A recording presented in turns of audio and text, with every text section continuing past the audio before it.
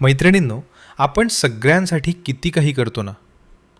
घरात सगळ्यांची काळजी घेतो, बाहेर नाती सांभाळतो, मित्रमैत्रिणींना वेळ देतो. पण कधी तुम्हाला असं वाटलंय का, मीच सगळं करते पण माझ्यासाठी कोणी नाही? मनात स्वतःला हा प्रश्न विचारला आहे का? लोक माझा वापर करतायत का? विचार येतो, पण आपण इग्नोर करतो. म्हणून आज आपण अगदी सोप्या भाषेत ओळखणार आहोत 4 अशी चिन्ह जी सांगतात की कोणती ती लोक आहेत जे तुमचा फायदा घेत आहेत. पहिलं निरीक्षण.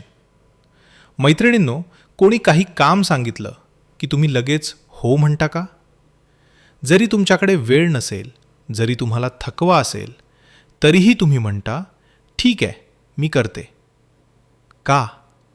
कारण मनात विचार येतो, नाही म्हटलं तर काय वाटेल? पण हळूहळू लोकांना सवय लागते. ही काही नाही म्हणणार नाही, हिला सांगितलं की काम होतं. काय करावं? छोट्या गोष्टीपासून सुरुवात करा. उदाहरणार्थ, आत्ता नाही जमत, नंतर बघू. लक्षात ठेवा, तुमचा वेळ पण तितकाच इम्पॉर्टंट आहे.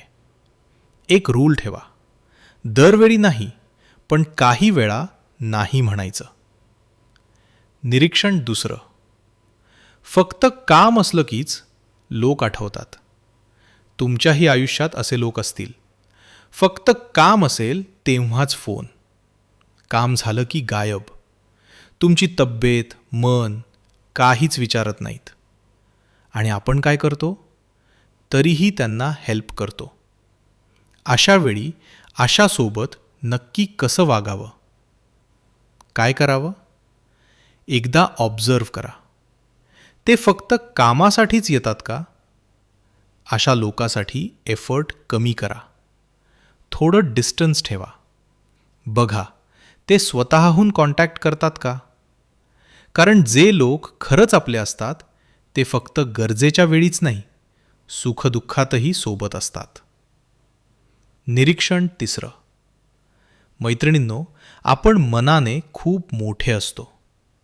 वेळ देतो, प्रेम देतो, सपोर्ट देतो. पण कधी तुम्हाला असं वाटतं का, मी इतकं करते पण समोरून काहीच नाही? हेच साईन आहे. नातं म्हणजे फक्त देणं नाही, दोन्हीकडून असणं महत्त्वाचं आहे. काय करावं? स्वतःला विचारा, हे नातं मला पीस देतं का स्ट्रेस? जिथे रेस्पेक्ट नाही तिथे थोडं मागे या. स्वतःवर इन्व्हेस्ट करा. तुमचा वेळ, तुमचं मन. निरीक्षण चौथं. तुम्हाला गिल्ट फील करून कंट्रोल केलं जातं आहे का? तुम्हाला माहीत नसेल, पण हे खूप कॉमन आहे. काही लोक थेट काही बोलत नाहीत, पण इनडायरेक्टली तुम्हाला गिल्ट फील करतात. उदाहरणार्थ, तू आता बदलली आहेस, आधी तू अशी नव्हतीस. आणि मग तुम्हाला वाटतं, मी चुकीची आहे का? आणि पुन्हा तुम्ही त्यांच्या मर्जीप्रमाणे वागता. काय करावं? प्रत्येक गोष्टीला इमोशनल रिस्पॉन्स देऊ नका.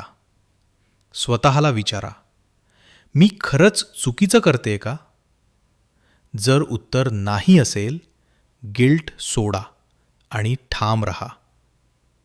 मैत्रिणींनो, चांगलं असणं खूप सुंदर आहे, पण जास्त चांगलं असणं कधीकधी आपल्यालाच त्रास देतं. लक्षात ठेवा, सगळ्यांना खुश ठेवणं तुमचं काम नाही. सगळ्यांसाठी अवेलेबल असणं गरजेचं नाही.